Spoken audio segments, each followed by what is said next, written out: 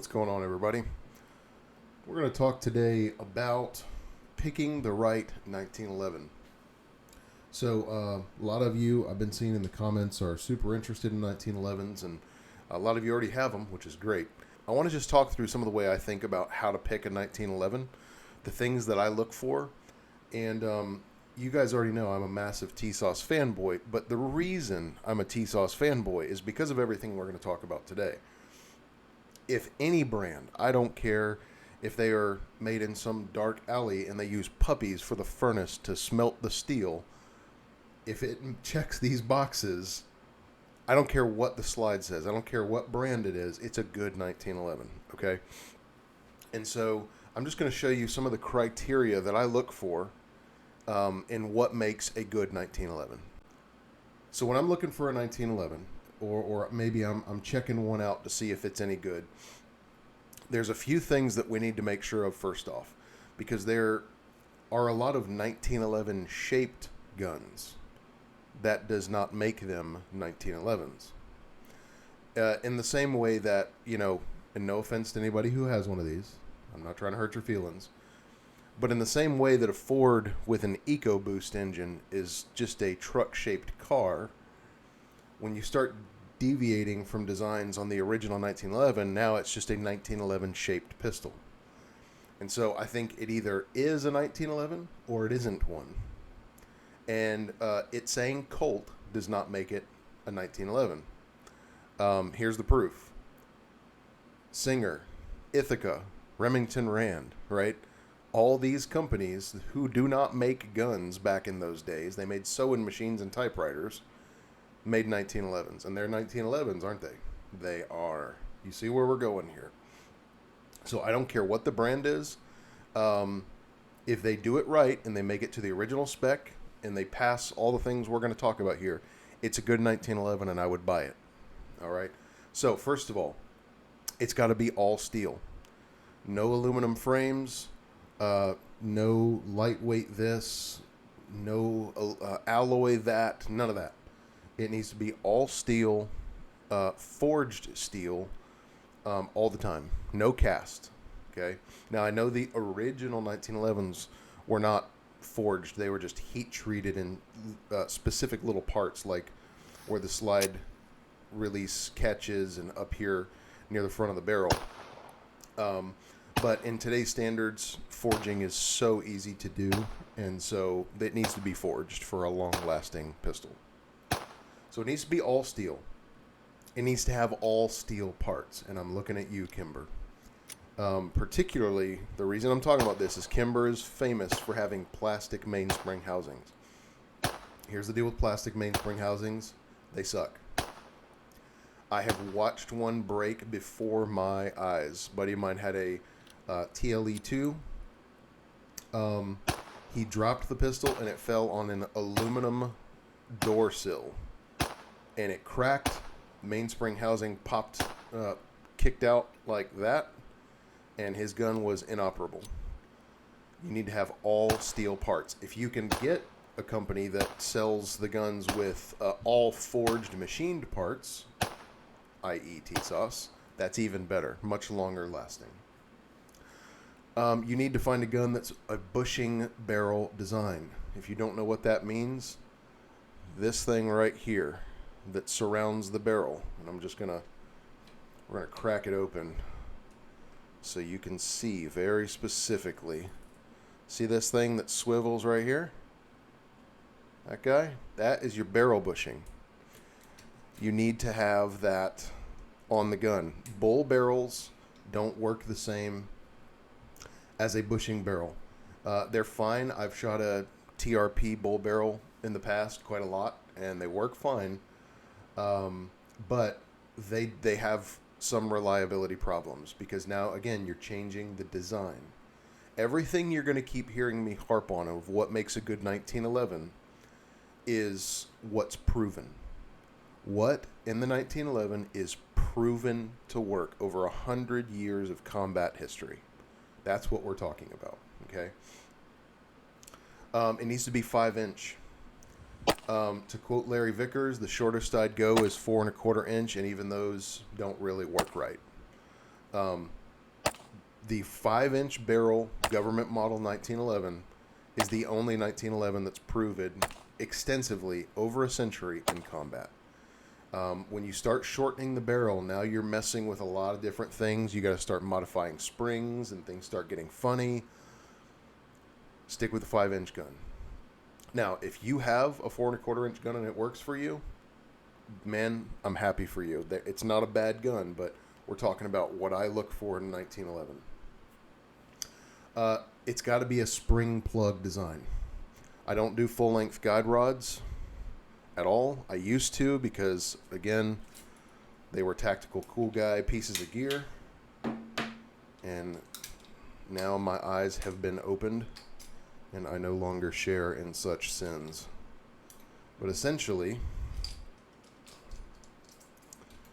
what we're talking about here is your spring capture unit. So there's full-length guide rods that go all the way the length of the spring, and it's advertised, and it makes the gun more accurate, and it helps your action and all these things. It does 3 things. It adds unnecessary weight to the nose of your gun. It becomes something that if you drop the gun when it's in lockback, you can bend the full-length guide rod. Ask me how I know. If it's a two-piece full-length guide rod, it can unthread, and when you fire, the front half of the guide rod disappears into the ether. Ask me how I know. And so, really, they're just completely pointless and not necessary. The reality is when these guns are recoiling,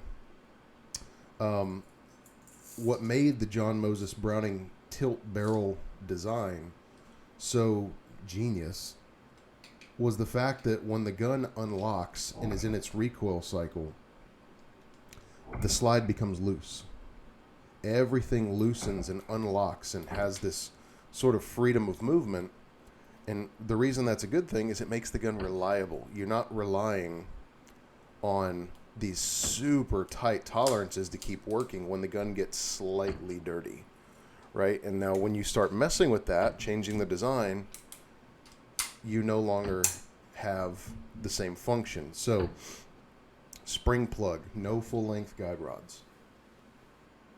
It needs to be single stack, 45 ACP. I know everybody wants to just carry more bullets. I get it. The argument will never end, and I'm not going to try to end it now. But what I will say is the only design that is proven in combat over a century is the single stack 45 ACP 1911. Now, there's a lot of great cartridges out there. 10 millimeter, 38 Super, 9 millimeter guns. And there's a lot of companies that have figured out how to make them work. It really comes down to the magazines, I think. But at the end of the day, 45 is what this gun was made to fire. I think it works best. And if you're going to stick with the original John Moses Browning design, like I'm harping on, it's got to be 45. Because when you go to another caliber, now we're changing design. Now we're in unproven territory. Do you see the thread that we're following? All right. And lastly, a sliding trigger. None of this Series 80 nonsense, man. The trigger needs to be the sliding trigger for one reason, and that is one of the main characteristics and selling points for the 1911 is the trigger is the finest trigger for a pistol that you can have. So all that combined, to summarize it, it needs to be the original John Moses Browning design. Now, what you do on the outside, all the doodads and things that you need to have hanging off your gun and super high-speed tactical turtleneck, all that crap doesn't change the heart of the gun, okay? And that's what I'm really getting at, is the heart of the pistol. What makes a 1911 a true 1911 and one that you can trust? And that is one that is built to the original John Moses Browning specs. If you want to have extendo stuff hanging off your gun, go right ahead. I don't think you need it, but this extended thumb safety does not change the heart of the pistol. So what doesn't matter on a 1911? What are the things, if you're looking for one that's going to work, it's going to last long, generationally, It's going to be durable, all those things. What doesn't matter? Slide to frame fit.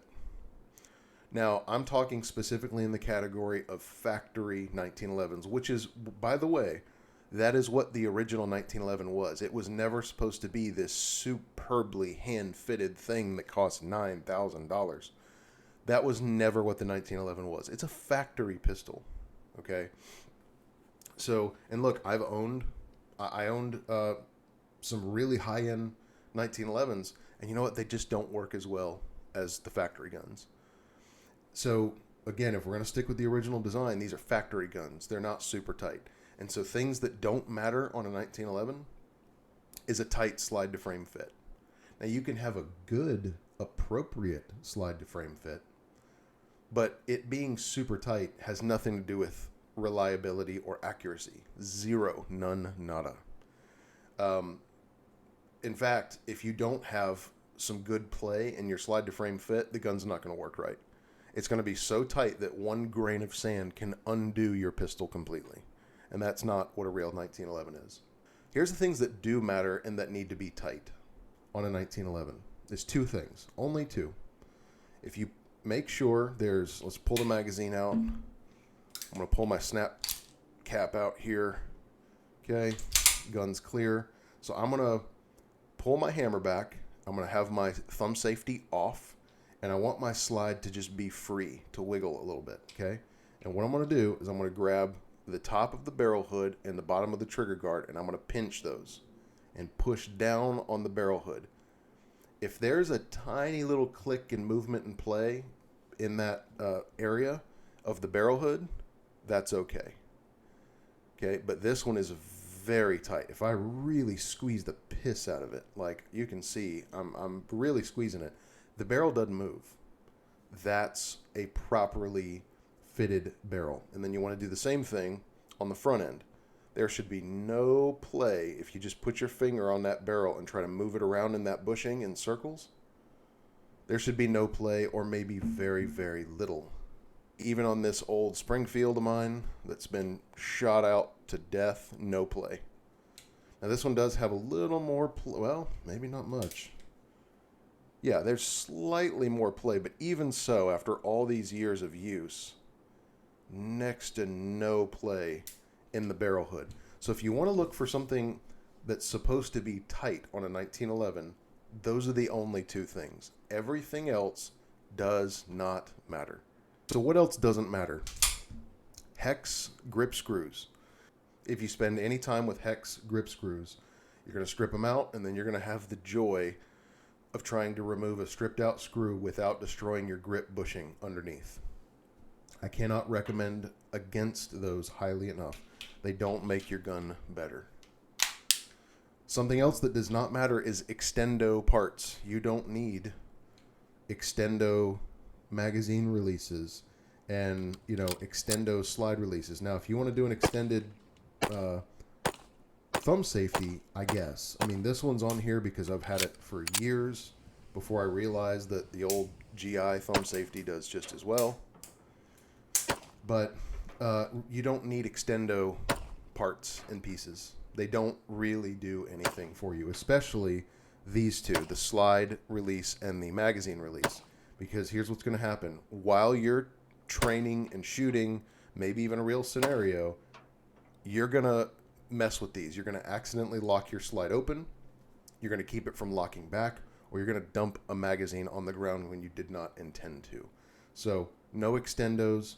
Look, when it comes to controls, John Moses Browning and God got together on the mountaintop, and they figured out controls that just work right out of the box. Okay, I know I'm a GI guy, but I'm telling you the truth. If you would just pick up this gun and run it in its GI configuration, they work just fine. So those are the things that I look for in a 1911. The all steel, the properly built to original John Moses Browning spec. And particularly, I like a GI pistol. Maybe if it's not GI, sort of a GI plus, slightly upgraded military style pistol. Because really, guys, this is what's proven. It's only until really the last 40 years that people have started modifying the 1911. Before that, it's kind of rare, especially in a military setting. These guns are proven in this configuration for the last 110 plus years in combat, not flat range bullcrap, in combat, in law enforcement and civilian concealed carry applications. This format is proven. And so that's what I look for, and that's what makes a good 1911. Built to the John Moses Browning spec, and it has all of those components in it. Now, you notice I didn't say brand. See, this is why I've come to love T-Sauce, is because I don't care what brand it is. It checks all of those boxes, all of them. And so I would love to stay sort of loyal and have an allegiance to Colt and Springfield. But the sad reality is T-Sauce checks all those boxes and they do it for cheaper. In fact, in a lot of ways, they do it better. Sad to say. So I'm a loyalist to the original design, to function, and to quality.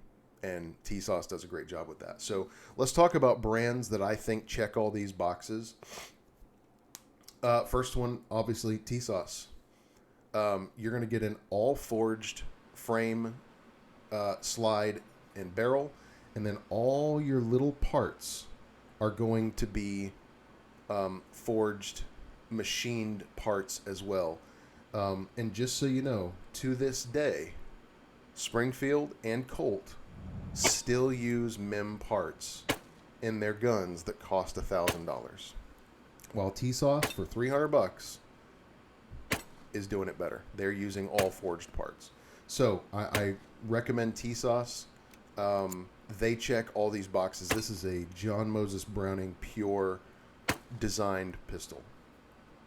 Another brand is Colt. I do recommend Colt. I own a Colt, and I love it. They're the heart of American guns. They are the name that harkens back to our history. They're good, right? They're not bad guns at all, but you're just going to pay a lot of money for them, right? The equivalent to kind of this pistol right here with Colt. This pistol costs $300. The equivalent is $1,000. Just to tell you the difference. And this one has better parts. That's pretty wild if you ask me. But I do recommend Colt. They're awesome. They're great. Also, obviously, Springfield.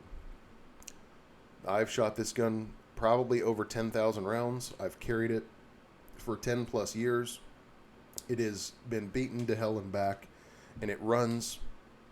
Springfield, to me, here's what Springfield kind of says to me when I shoot their guns, particularly these early 2000s guns with the old roll marks and everything.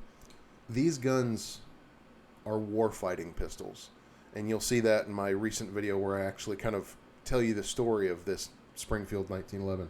These are warfighting pistols, make no mistake. Particularly in the early global war on terror, the Springfields wrecked shop in Saddam's backyard in Afghanistan as well. So I'll very much so I recommend Springfield Armory. And then lastly is Auto Ordinance. Now, I don't currently own an Auto Ordinance, but I did own their BKO for a couple years, and I regret selling it.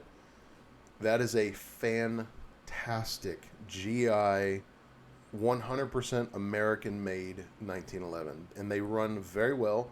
They're faithfully produced to the John Moses Browning spec, and they work. Their BKO you can get for about $650 to $750. So they're kind of expensive for, again, something you can get in T-Sauce for a pretty affordable price. The BKO compares a lot better to this pistol because it has the proper ejection port. It's sort of that Remington Rand style gun. In fact, in a lot of ways, the Auto Ordinance is more historically accurate, I would say. It's really close.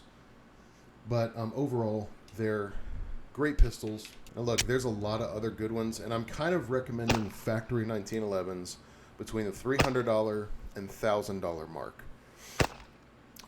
Anything up from there, when you get up into the TRPs and the Dan Wessons, those are semi-custom guns.